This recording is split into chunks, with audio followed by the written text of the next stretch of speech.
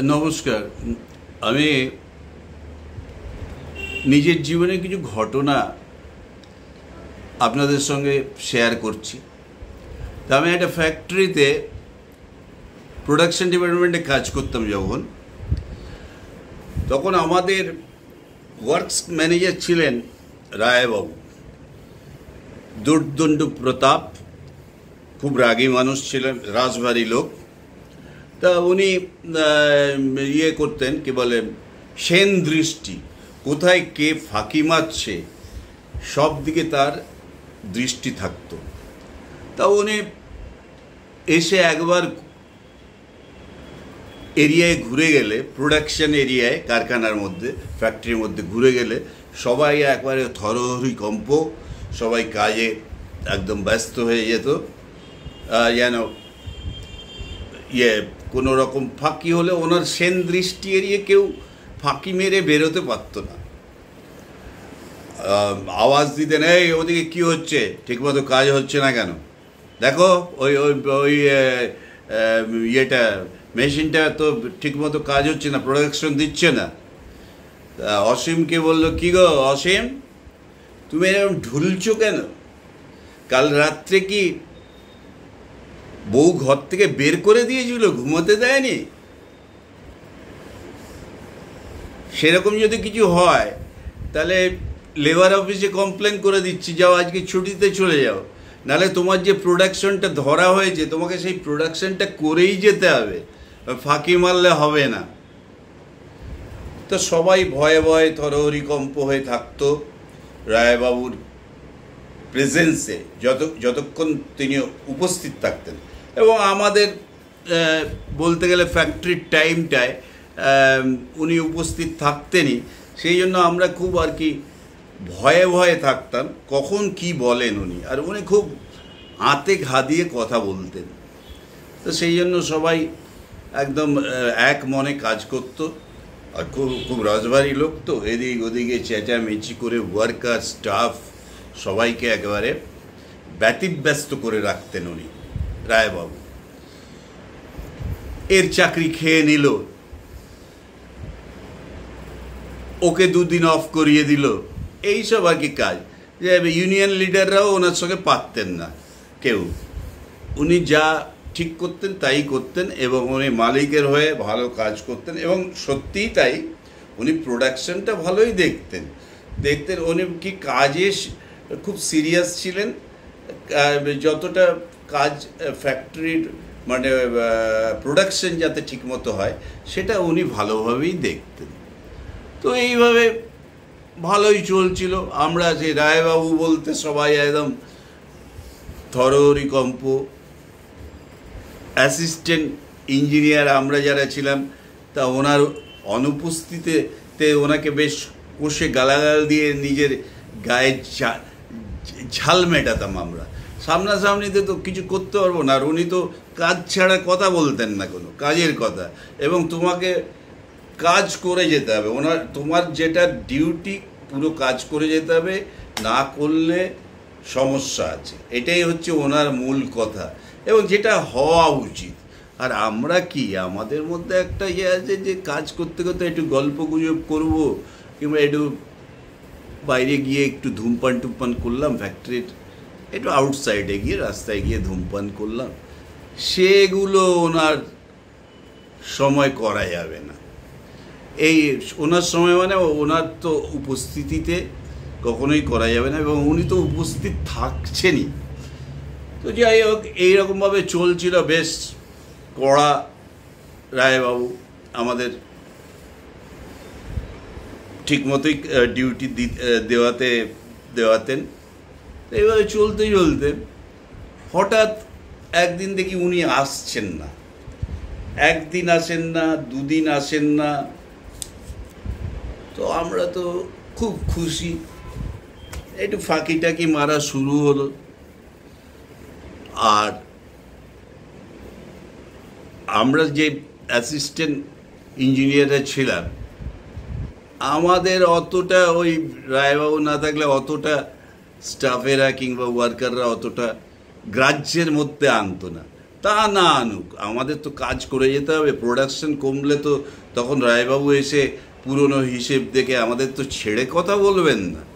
এটা ওদের কি করে বোঝাই? সবাইকে একটু কড়া হাতে ট্যাকল করার চেষ্টা করছি আমরা।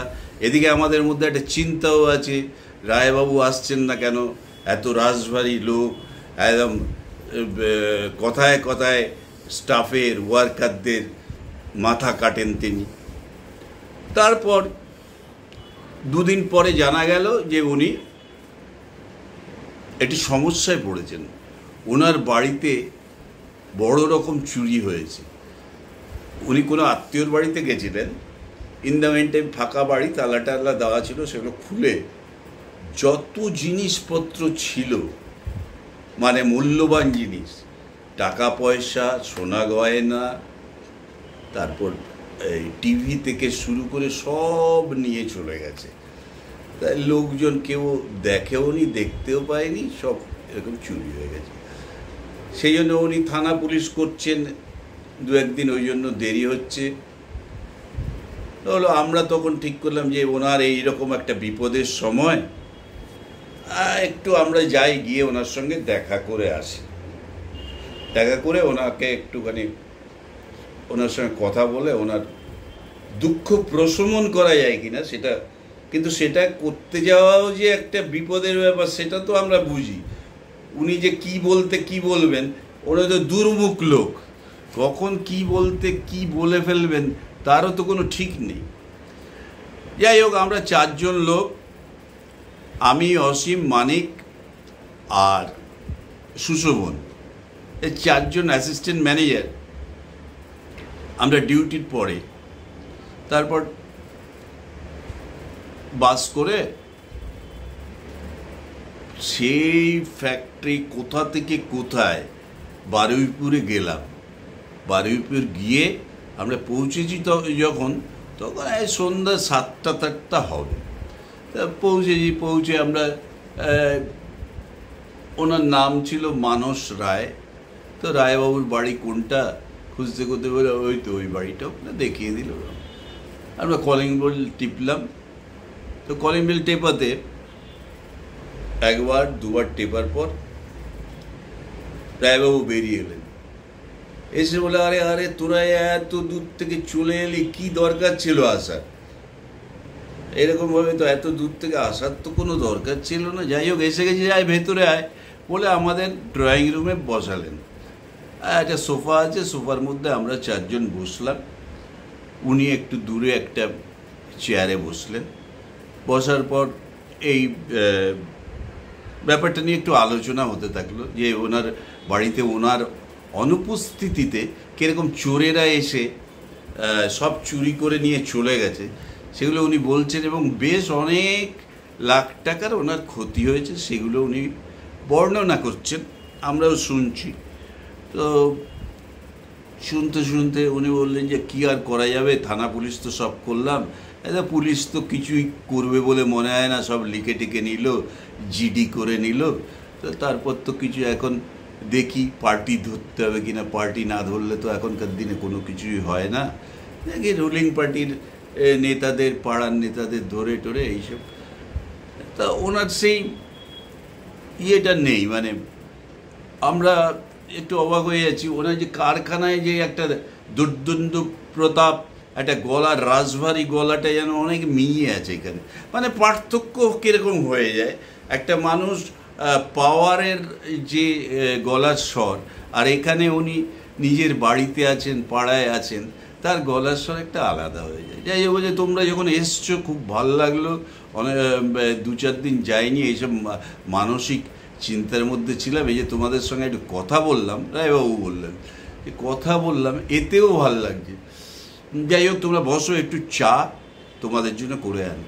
তখন আমরা কী দরকার, আমাদেরও তো বাড়ি যাওয়ার ব্যাপার আছে, তাড়াহুড়ো আছে, আমরা নাহলে এখনকার মতো আসবো। যে না না, একদম না, তোমরা চা খেয়ে যাবে, এই বলে উনি ঘরের ভেতর গেলেন।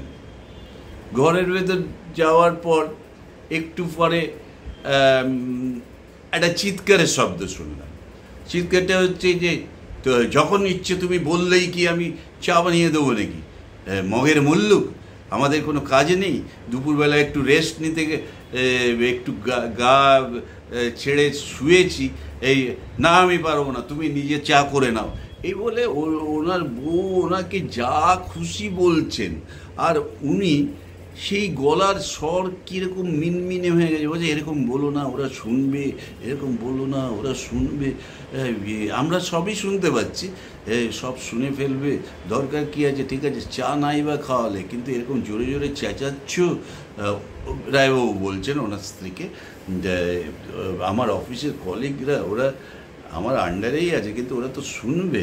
এ করে খুব ইনিয়ে বিনিয়ে উনি খুব অনুরোধ করছেন, খুব বোঝানোর চেষ্টা করছেন স্ত্রীকে, যাতে স্ত্রী না চেঁচায়। কিন্তু স্ত্রী তো যত বলা হচ্ছে ঘৃতাহুতি হচ্ছে, আরও জোরে চেঁচাচ্ছে। এইভাবে কিছুক্ষণ চললো, চলার পর মুখটা একেবারে কালো করে রায়বাবু, সেই রায়বাবু কোথায় গেলেন, আমাদের ফ্যাক্টরির যে রায়বাবু, তার মুখে টুকে কিরকম একটা মানে গর্বের ভাব সবসময় দেখা যায় ফ্যাক্টরির মধ্যে। এখানে যেন একেবারে মিঁয়ে গেছেন, মুখটা শুকিয়ে গেছে। ভেতর থেকে এসে বেরোলেন, এসে বেরিয়ে বলছেন যে হ্যাঁ তারপর আর কি খবর, যেন কিছুই হয়নি। ভেতরের কথা যে আমরা পুরো শুনতে পাচ্ছি ওটাও উনি বোধহয় বুঝতে পারছেন না। যাই হোক, ওনার স্ত্রী যে আমাদের ওনাকে কীভাবে গালাগাল দিয়েছেন সেটা উনি সেইটা আর বলছেন না। যাই হোক, তো এ কথা সে কথার পরে চা হচ্ছে, বুঝলে, তোমরা একটুখানি বসো, চা হবে, তোমাদের বৌদি একটু অন্য কাজে ব্যস্ত আছে, চা করবেন, এক্ষুনি চা করবেন, তোমরা চা খেয়ে যাবে। আমরা বললাম না না না না না না, একদম চা করতে হবে না, চা করতে হবে না, আমাদের অনেকটা রাস্তা, আমাদের বাসে করেও তো অনেকটা যেতে হবে, আপনার কাছে এলাম আপনার একটা এইরকম বিপদের দিনে, মানে সে ভালো করেছো, সেটা খারাপ করোনি, এসেছো ভালো, কিন্তু এতটা পথ উঁচিয়ে এলে তোমরা, রায়বাবু বলছেন, আর এক কাপ চা খাওয়াতে পারবো না, তা কখনো হয়? তোমার বৌদি অন্য একটা কোনো কাজের মধ্যে সাংসারিক কাজে ব্যস্ত আছে, তা উনি তো তোমাদের চা খাওয়াবেনি বলছেন।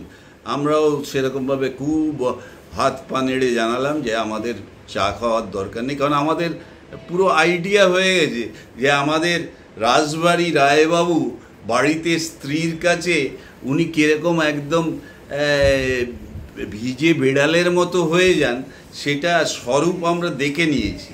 তা আমরা বুঝতে পেরেছি যে যতই তুমি লাফালাফি করো, দারোগাবাবু, থানার দারোগাবাবু ইয়েতে এসে, ঘরে এসে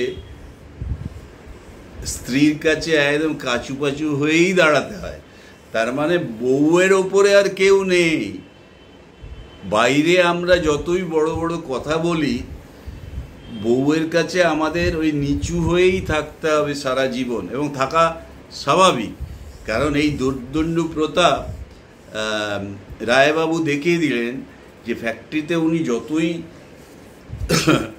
ঘোরান, ছড়ি ঘোরান, একে এর মাথা কাটছেন, ওর মাথা কাটছেন, ওকে লেবার অফিসে পাঠাচ্ছেন, একে ধমকাচ্ছেন, যা খুশি তা বলছেন, সেই ভদ্রলোকই এসে 4 কাপ চায়ের অর্ডার দিয়ে, মানে অনুরোধ রেখে, সেটা আমাদের খাওয়াতে পারলেন না। এটাই হচ্ছে মূল কথা গল্পের।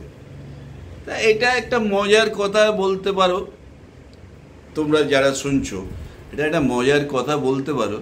আর অন্যদিকে দেখলে যে তো হয়েই থাকে, স্বাভাবিক, এটা সবার জীবনেই আসে। সে রায়বাবু বলে একাই তিনি দোষী এরকম নয়, এইরকম ঝাড় খেয়ে এই সমাজের সবাই বেঁচে আছে, এবং এটা স্বাভাবিক, খেয়ে নেওয়া স্বাভাবিক।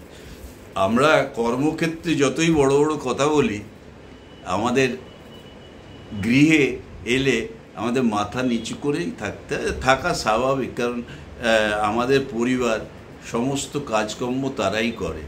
আমরা শুধু ওই বড় বড় কথা বলি, সে দেখতে গেলে আমরা সেইভাবে কিছুই করি না। ডোমেস্টিক ওয়ার্ক, গৃহস্থালির সমস্ত কাজ ওনারা করেন এবং তাতে ওনাদের কোনো নেই, এক নাগাড়ে, এবং কোনো কিছু বলার নেই। ভোরবেলা থেকে রাত 11টা পর্যন্ত ওনারা এসব করে যান। বলে একটু মুখ ঝামটা মাঝে মধ্যে দেন, কিন্তু মুখ ঝামটা তো খেতেই হবে। যখন আমরা বলতে গেলে 90% কাজ গৃহস্থালী কাজ, ডোমেস্টিক ওয়ার্ক, আমরা কিছুই করবই না, আমরা বাজারটা করে দিয়ে একবারে ভাবলাম যে কী করে দিলাম। আবার অনেকে আছে, অনেক স্বামী আছে বাজারও করে না, সে বাজারটাও স্ত্রী করেন। তো সেই দিক থেকে দেখতে গেলে ওনারা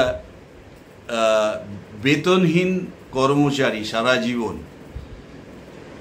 এমনও দেখা গেছে মানে এটাই স্বাভাবিক আমাদের বাঙালিদের ক্ষেত্রে, আমরা যেটা দেখি, স্বামী স্ত্রী দুজনে চাকরি করে, তো চাকরি করলো, চাকরি করার পর দুজনেই 5টার সময় বাড়িতে ফিরে স্বামী তো প্রচণ্ড টায়ার্ড হয়ে যায়, ওনার কাজ মানে বিরাট কাজ। দেখা গেল যে দুজনেই একই রকম ওয়ার্ক করেন, কিংবা স্ত্রীর দায়িত্ব আরো বেশি চাকরি ক্ষেত্রে, কিন্তু এখানে বাড়িতে আসলে দেখা যাবে স্বামী প্রচণ্ড টায়ার্ড, একেবারে মুখ টুক করে ঘেমে ঘরমাক্ত কলেবরে এসে সোফায় বসে হাওয়া খাচ্ছেন, আর মানে টায়ার্ডনেস কাটছেই না। আর এর মধ্যে 2 কাপ চা খাওয়া হয়ে গেল, তাও চাটাও ওই স্ত্রী এসে, অফিস থেকে এসে স্ত্রী চা বানিয়ে দিয়েছে, খেয়েছে। খাওয়ার পর স্ত্রী হাত মুখ ধুয়ে বাচ্চাকে ধমকিয়ে পড়তে বসিয়ে দিল সন্ধ্যাবেলায়। ইন দ্য মেন টাইম রাত্রে রুটি টুটি বানাতে আরম্ভ করলো, সবজি ছিল না, সবজিও বানাতে আরম্ভ করলো, এবং আগামীকাল টিফিনে কি নিয়ে যাবে সেগুলোও বানাচ্ছে, সবই এক হাতে করে যাচ্ছে। আর কর্তা সেই যে টায়ার্ড হয়েছেন অফিস থেকে এসে, সেই টায়ার্ড ওনার কাটাতে ওনাকে বাড়ি থেকে বেরিয়ে যেতে হচ্ছে, আড্ডায় গিয়ে বসে একটু চা সিগারেট খেয়ে উনি তার ক্লান্তি কাটিয়ে রাত্রেবেলায় ফিরে রাত্রের খাবার খেয়ে উনি রেস্ট নেবেন।